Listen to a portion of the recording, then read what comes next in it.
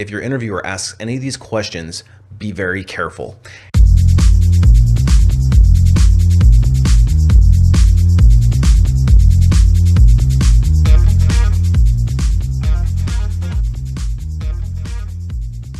Hey everybody, it's Brian from Life After Laugh, and today I want to share with you some things that employers say in interviews that you might want to consider pulling the plug and walking away from. Now, job seeking and interviewing is hard enough as it is, but when you've got low quality employers asking you very suspicious questions, there might be an ulterior motive to it, and it makes it all that much more difficult. The good news is, employers often give you tells, and if you pay close attention, you might be able to discern whether or not the opportunity that you're interviewing for is low quality. So in this video, I'm going to break down some red flags that you should be listening for, and if you're asked, you might actually want to consider walking away from the opportunity. But before we get too far into it, if you're interested in learning how to take control and attract the right kinds of opportunities, in other words, those high quality employers, make sure you sign up for my free weekly newsletter, and in it I share actionable, concise tips on how to reclaim control and start to act like the CEO of your career.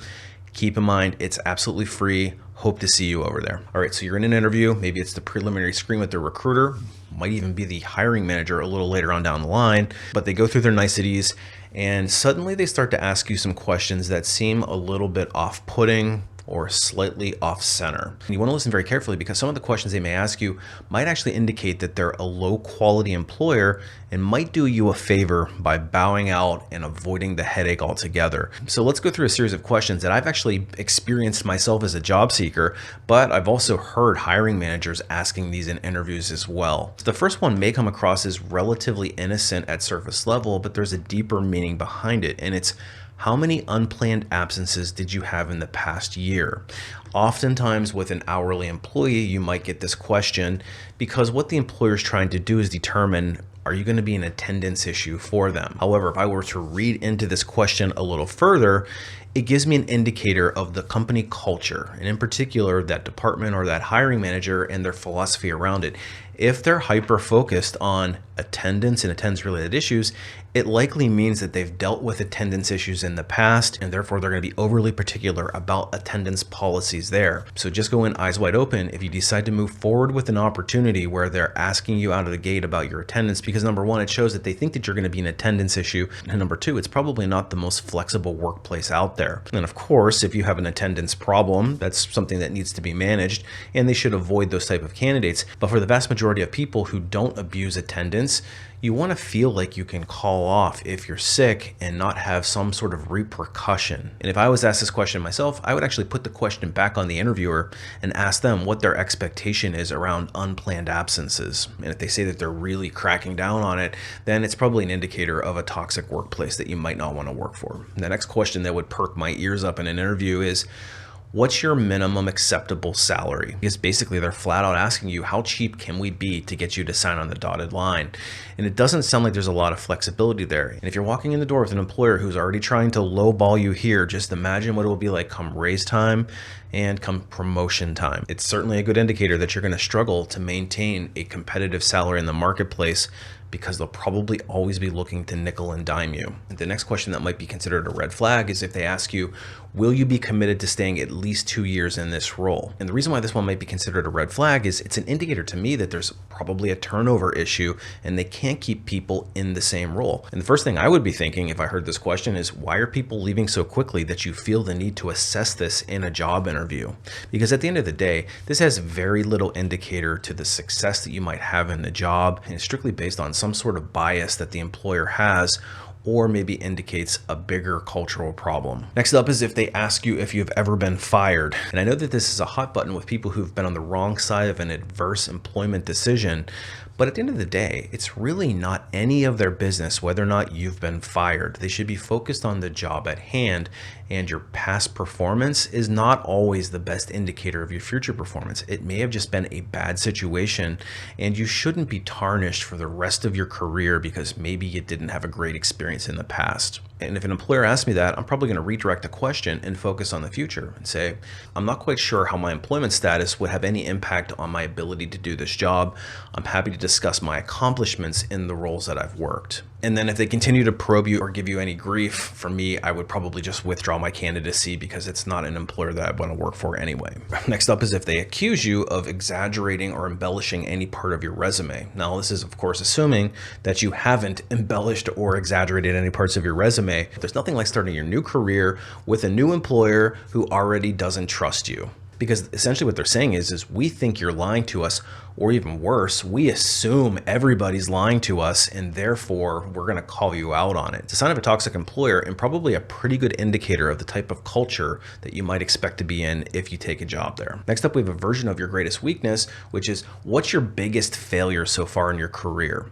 To me, this is a trap question. There's nothing to glean from this other than using your answer against you. Perhaps I want to try to learn how you overcome adversity, but there's much better ways to phrase this question. But if they're focused on your failures, it's inevitable that an employer will use that as some sort of a bias. Instead, I'd much prefer to hear about my successes rather than my failures. And if you're going to answer this, don't spend a whole lot of time on the big failure, but rather focus your time on how you overcame the adversity and make it a positive. But at the end of the day, it's a terribly phrased question and one, unfortunately, that I've heard employers ask. Next up is pretty common with hourly roles, but I've also seen this asked of salaried positions as well. And this is in particular if you work a certain shift and they're asking for your availability on off shifts or over weekends. Because what this indicates to me is that you're likely going to be working overtime, probably against your will, and it's probably an indicator of the work and life being out of balance. If you're asked these questions in an interview, I would make sure to push the question back on them and get clear expectations for what the work hours might truly be.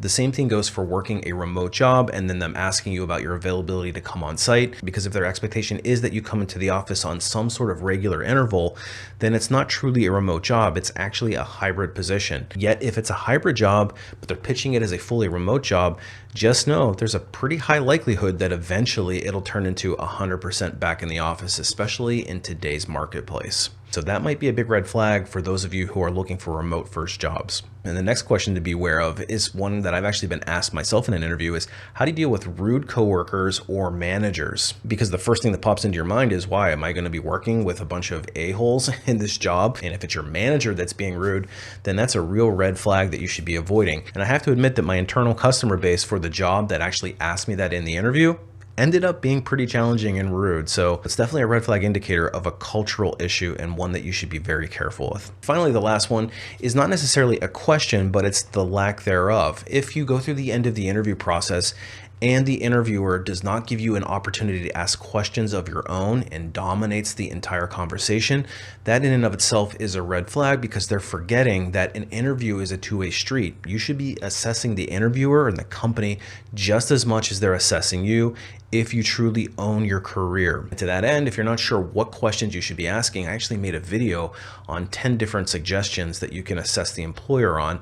I'll leave a link for that. But if you're asking the interviewer questions and you don't dominate the interview and you do it in a professional manner, yet they still take offense to it, that's a major red flag for that employer. They think that they're above you and they don't feel that you should be assessing them on any level. And you have to ask yourself, is that really the company culture that I want to work for? So these are some red flag indicators that there might be a deeper cultural issue that you should be probing a little further before you accept a job offer. Now, one or two of these questions in and of themselves doesn't necessarily mean that the company's poor quality, but it's an indicator, it's another data point that you should be using. So make sure you ask really good probing questions to ensure that you know what you're getting yourself into. But if you find yourself not having the success that you want in your interviews, that's actually something that I specialize in. I have a website called alifeafterlayoff.com. It's loaded with tips and tricks, all from a recruiting professional's insider perspective. I also share my deepest and most intimate knowledge in the form of some training courses. And the first one is called Resume Rocket Fuel. It teaches you how to write your own professional resume quickly and easily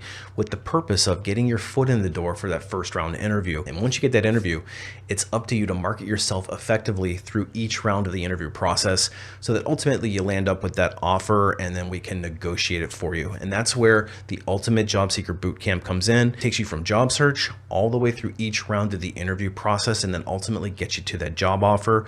We teach you how to not leave a single dime on the table. That alone is usually worth the price of admission, so I highly recommend that. If you're just looking for interview help, I also offer a course course called the 48-Hour Interview Crash Course. It's part of my Essentials collection. It's at a lower price point, so if you're looking for just the interview component and nothing else, that's a great resource for you. It helps you get ready for just about any interview you might experience in as little as 48 hours. And of course, the most preferable way to get into the interview process is by skipping the recruiter altogether. If you're not sure how to do that, I actually created a course called Unlocking LinkedIn. It teaches you how to leverage your personal brand to start attracting recruiters to get them to come to you instead. Trust me, it's a lot easier to get hired when the recruiter's approaching you versus you sending in an application and hoping that you get noticed. More importantly, it teaches you how to skip the recruiter altogether, jump right to the front of the line, and hopefully get more job opportunities. So if you're struggling with getting enough interviews and the resume's on point, check out Unlocking LinkedIn. They both fit really well together. Hopefully the red flags that I covered in this video are enlightening for you. Leave a comment below with your own red flags if you've experienced some questions that you think are off color or a little bit questionable. As always, appreciate you watching. We'll see you on the next one.